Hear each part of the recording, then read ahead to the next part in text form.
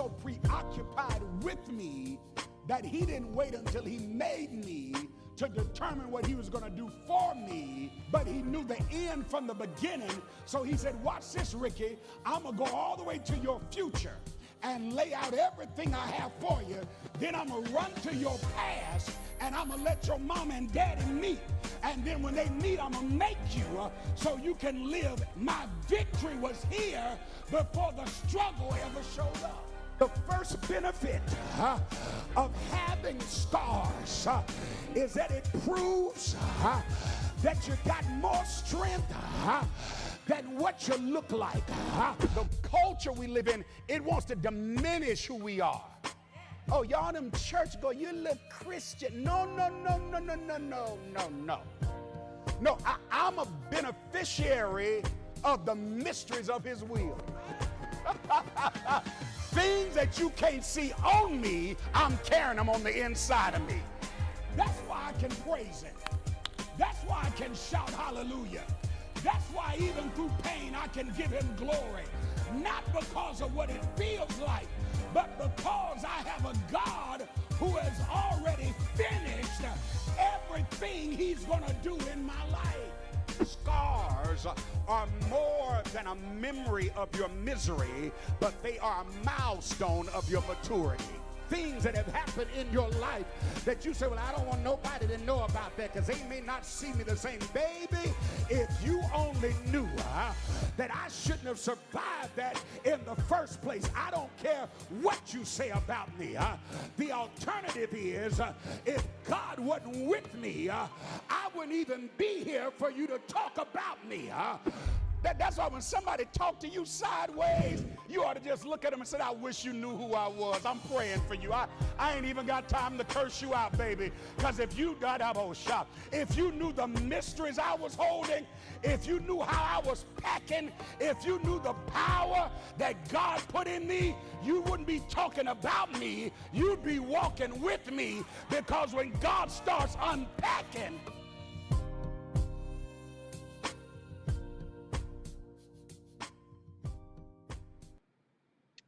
good evening, everybody. Wow, this is so exciting. Welcome to One Mic with yours truly, Dr. Ricky Allmon. This is the place where we have candid conversation with transformational thought leaders and dynamic communicators.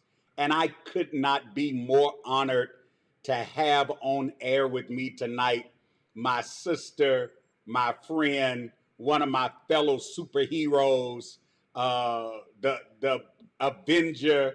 I've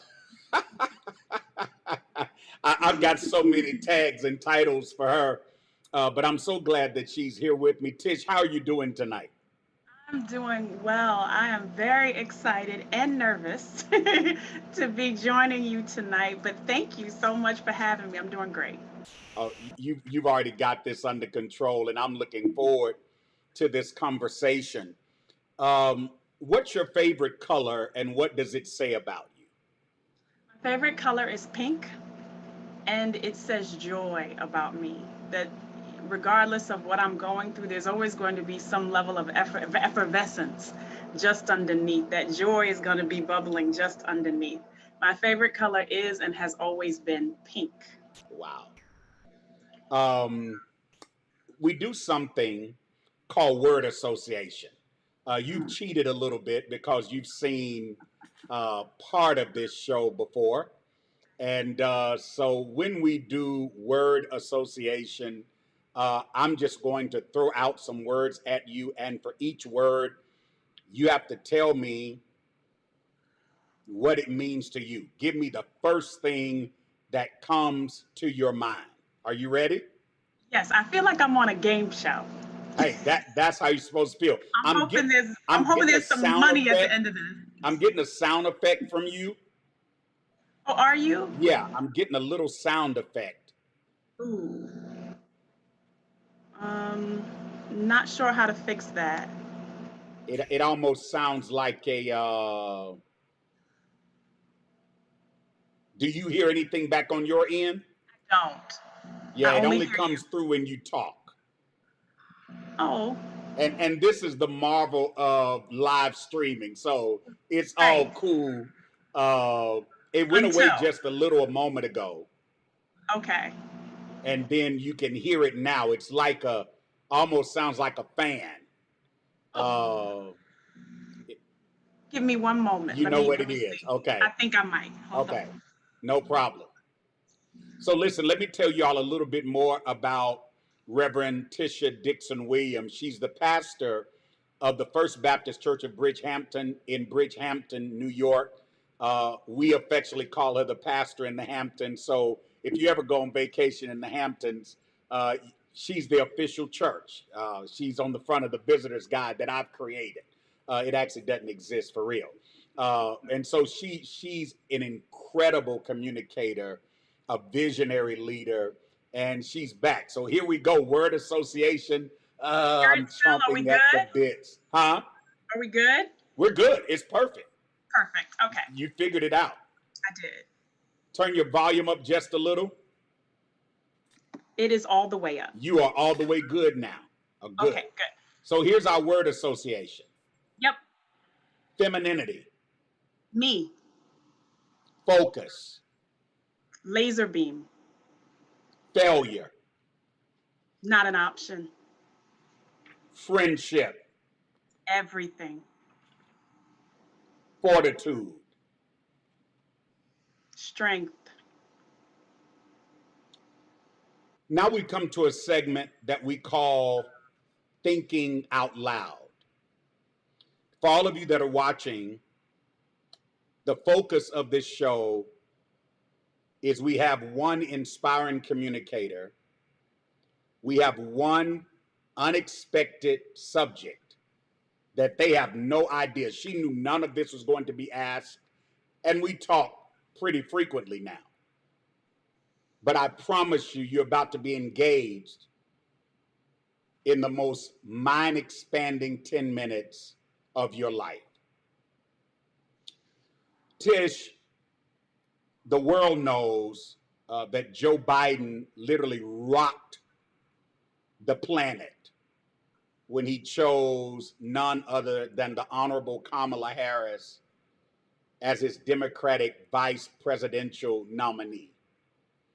Along with her nomination, we are watching women across our country be elected to high office, to judgeships and mayors and governors. And you're here tonight representing the power of woman. I'm celebrating my wedding anniversary today, and I'm blessed to be married to a woman that I consider to be a superhero. She is. So for 10 minutes, you're going to talk from the subject, girls can do that too, and it begins now. Ballroom dancing.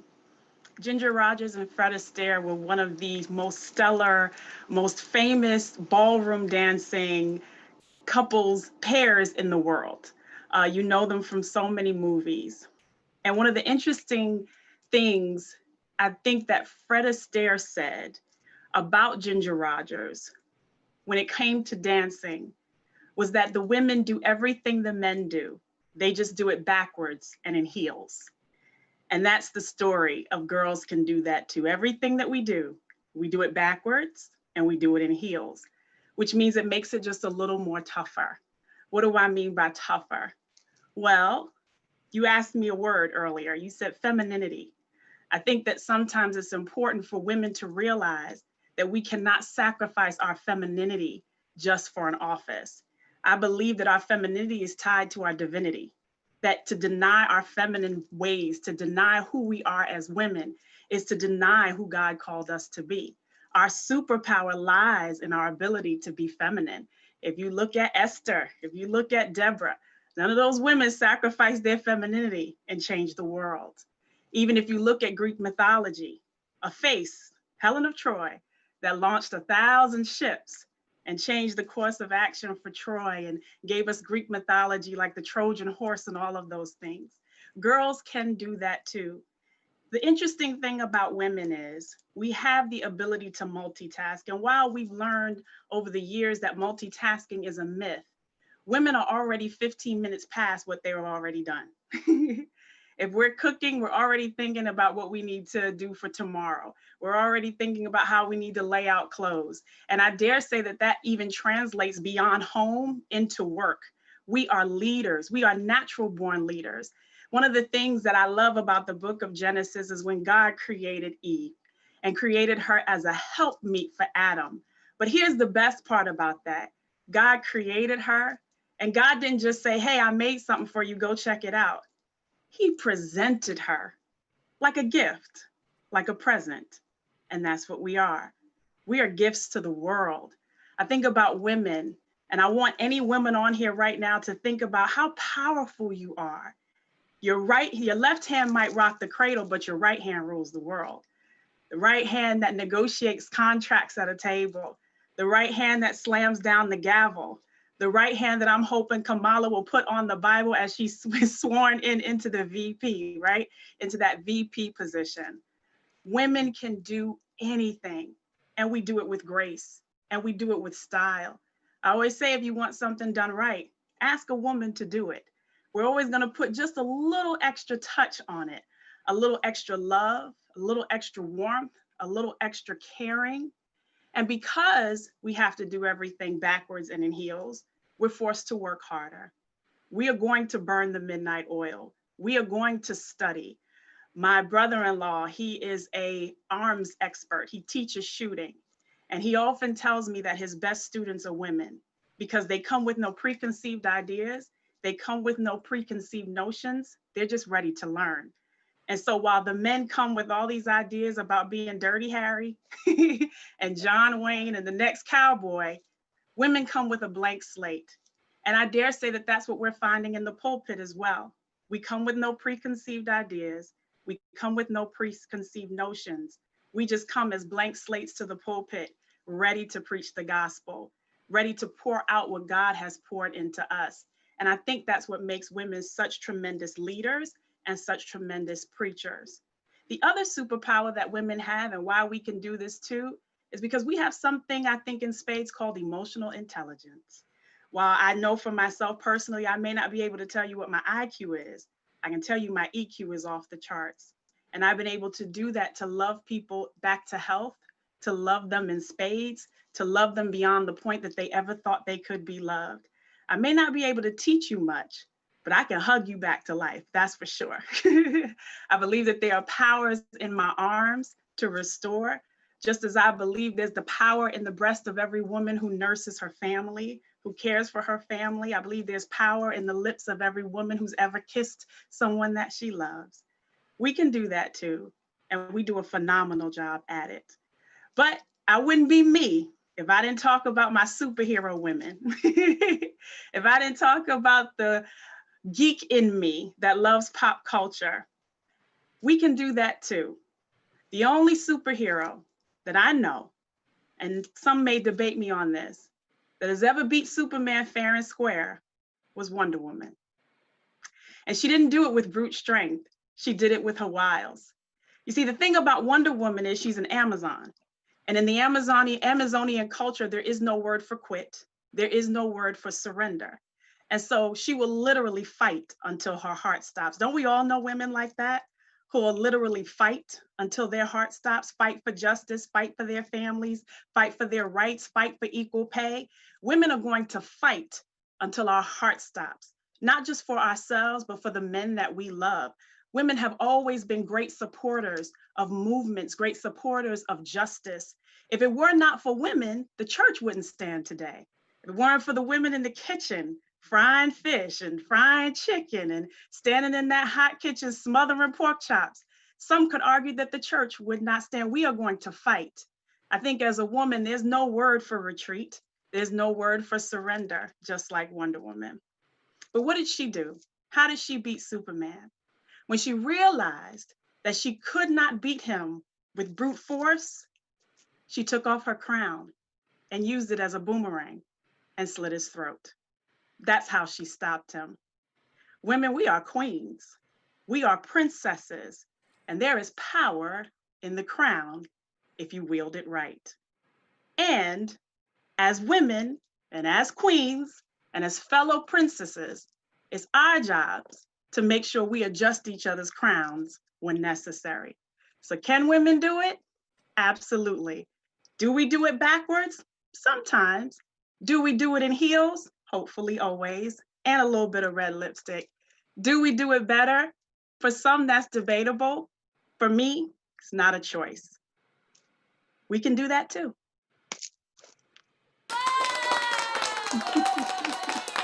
Wow.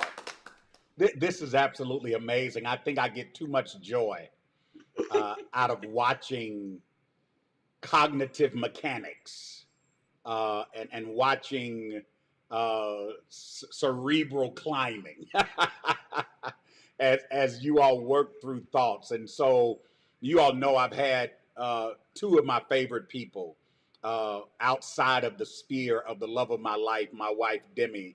And as I mentioned, this is our anniversary day. We've been dating all day, hanging out all day. I'm going back to it as soon as this show go off. But I wasn't going to pre-record this show. I could have, because my girl was coming on. And she's really a part of our life, part of our family. And Tish, you are amazing. You are a superhero. You are Wonder Woman. And I know I got on my Superman glasses, but we friends, okay? So remember that. Oh, I know that. We got to choose. All right. So this last segment is called What's Happening?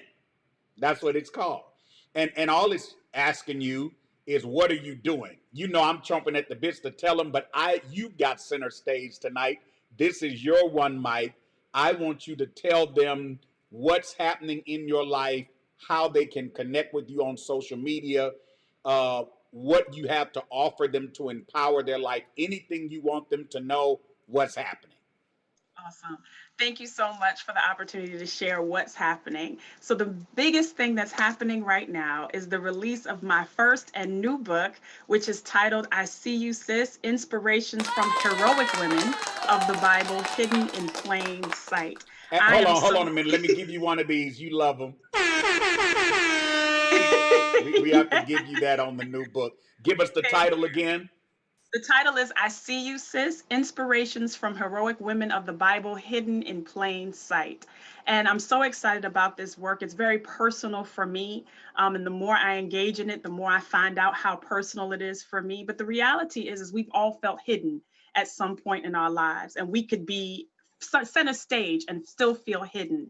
And so what I wanted to do was highlight some of the women in the Bible, like Judea and Syntyche, two women who fell out in the church, highlight Mary Magdalene, highlight the some women that Luke talks about in his gospel, Hannah, Rahab. I have a chapter in the book called the Rahab Rehab. I can't wait for everyone to read that. And so the biggest thing happening right now is the release of the book. It is available on Amazon right now for digital pre-order, and it will be available the third week in October for full-blown sale, full-blown release, and I can't wait for all of you to read it. It's truly been 2 years in the making, a labor of love, and I'm super excited about it. What is your website? My website is who'sthatladymin.com. Who's That Lady, M-I-N. M-I-N, like ministry.com. Yes. Mm-hmm. And if you were inspired tonight, if you were provoked tonight, you see her Cash App there, go hit it up. That Lady, M-I-N on Cash App, and go to Amazon right now, while you're at it, and get it. Well, this is Dr. Ricky Allmon. This has been Life Talks Presents One Mic. The whole purpose of One Mic is for us to bring center stage some of the most brilliant mind, transformational thought leaders, dynamic and prolific communicators, so they could add value and vision to your life. If you want to stay connected with us, first of all, make sure you like this video, give us that thumbs up. You know you got to do that. Subscribe to this channel, and then tell somebody else about it. If you want to receive free notifications, text notifications, just text the word Impact Life to 31996, all together, no spaces, Impact Life to 31996. And if you want to subscribe to our Impact newsletter and become a part of Impact Nation, I've got something crazy exciting that's coming up in October. I promise you, it's going to set your life on edge and literally thrust you, catapult you, push you into your future. You don't want to miss it. So if you want to become a part of Impact Nation, just text the word Ricky Allmon, my name. You see it on the screen, RICKYALLMON, no spaces. Text that to 22828. Thank you for joining us on this Thursday night. Tish, thank you again. You were absolutely amazing. I got to give you your horn. One of I my love superheroes. Y'all have a good night. I holler. you. Thank you.